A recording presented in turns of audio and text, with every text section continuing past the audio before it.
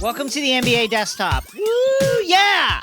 The Bucks got eliminated. They were number one seed in the East. And they got eliminated by the 5 seed, the Miami Heat, playing a bunch of rookies. Jimmy Butler, angry at the world, hopped up on caffeine. There's no explanation for it. Mike Budenholzer has been roasted for his decision-making, for his minutes allocation. Here's Chris Walder. The Raptors needed a win, down 0-2, so Nick Nurse played Kyle Lowry 46 minutes, OG Anunoby 45 minutes, and Fred VanVleet 41 minutes. The Bucks needed a win, down 0-2, so Mike Budenholzer played Giannis, soon-to-be two-time MVP, 35 minutes again. Listen, Coach, what do you think of playing your stars a little better? Mike Budenholzer said, Giannis Middleton playing 35 to 36 minutes is pushing the ceiling. You know when a reporter puts ... wow after it? That, come on, man. Like, what are you saving them for?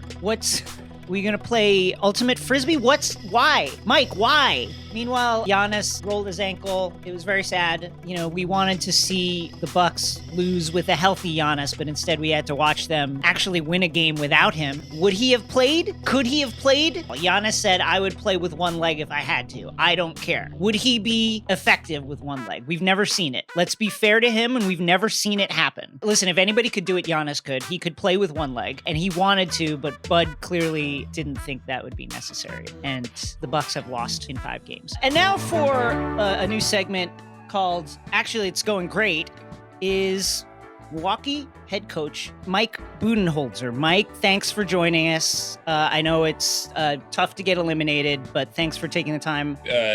What do you mean tough? I'm so proud of what we achieved this season. We won 59-60. Sure. I mean, then you have to calculate too. It was a shortened. Right.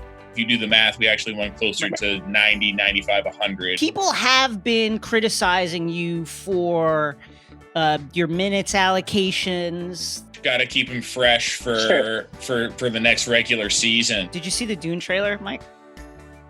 Have not seen it. I don't watch the trailer. I don't watch the Oscars.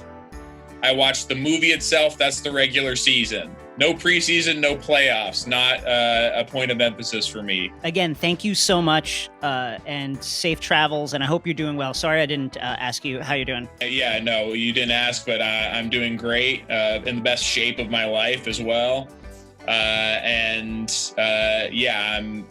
looking forward to absolutely rocking out with the exact same team next season. Pat Beverley is a maniac. He was recently teched up twice late in the game for arguing calls. And here he is wearing a Real Madrid jersey talking about calls. A lot of flailing, puts a lot of pressures on the referees to make the right call. So. Aha! Got you, bitch. See, here's the mistake Pat Beverley made. And a criminal always makes a mistake.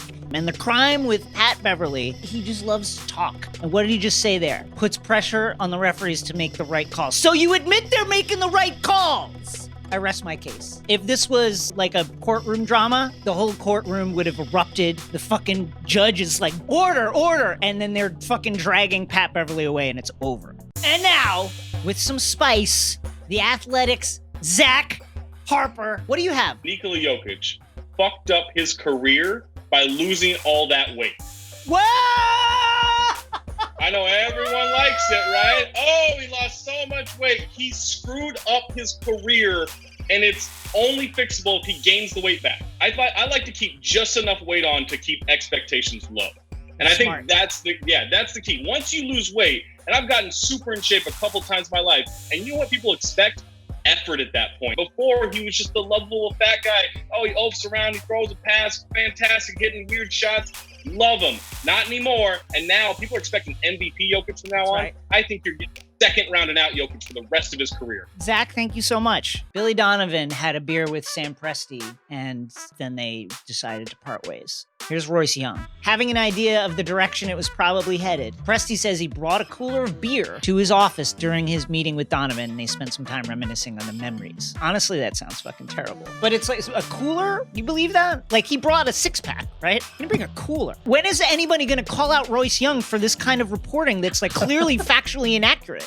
You don't think he brought a cooler to the office? No. When do you have a cooler indoors? Unless you're outdoors, you're not gonna bring a cooler because you have refrigeration. The whole point of a cooler is we don't have refrigeration. We need to keep this stuff cool. I can't believe nobody cares about this. This is terrible. The Nuggets lost game 4, and everybody's favorite anti-vaxxer, Michael Porter Jr., went on the post game and said that we got to get more players involved. Who? To beat that team, we got to get more players involved. We got to move the ball a little bit better.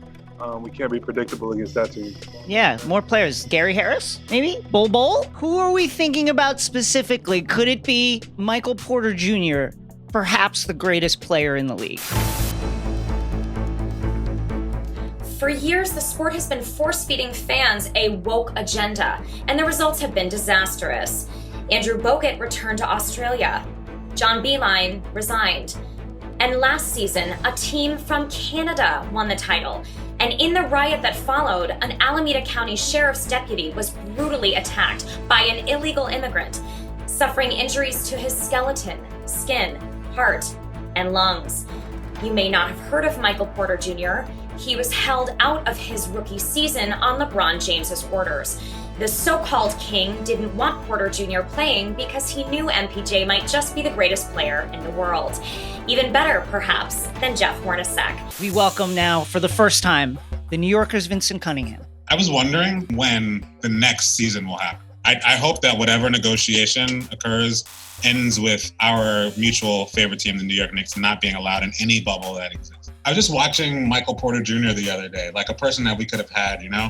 Yeah. And just how he's better than every single young player that we have. Like, there's, like maybe Mitchell Robinson. We could like run a simulation and figure out who's better. But like every summer, I saw 2 days ago a thing of like Frank Ntilikina learning how to dribble between his legs for the first time. Here's the thing: Frank Ntilikina like wants to be good at basketball, and like no one will give that to him. Nobody will say, "Okay, young man." Porzingis wanted to be good, and so his solution was like, well, I guess I'll train in Europe because I can't get good here and you're not helping me. First idea was like, I'm going to listen only to Carmelo Anthony. And then the second idea was like, anywhere but here. Vincent, thank you so much. Fave blocks. Oh, here's Kawhi. Did you guys know that Kawhi has long fingers? Well, Jamal does.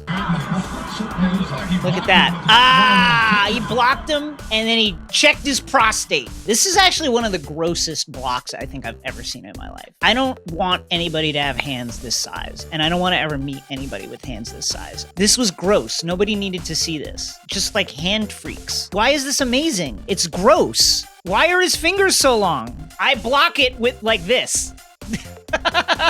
Chirp, chirp. Look at this. Look at this. Bank shot. That's right. Listen, Russ has had a tough series, up and down series, been up and down. He was injured in the bubble. He had Rona. People forget this. He's not just coming back from an injury. The guy was down 19, COVID-19, and he came back. He's playing badly sometimes, but you know what? Sometimes the game shits on you. Sometimes you shit on the game. I fave it. No boat. Here is the legendary Kendrick Perkins on Celtics pregame live. Wait a minute, Perk, you got a vote, right? Like you got a vote, right? I sold my boat, Scal. I don't own a boat. Look, as you get older, you start making wise decisions. No, not a and vote. You don't need all that. A vote.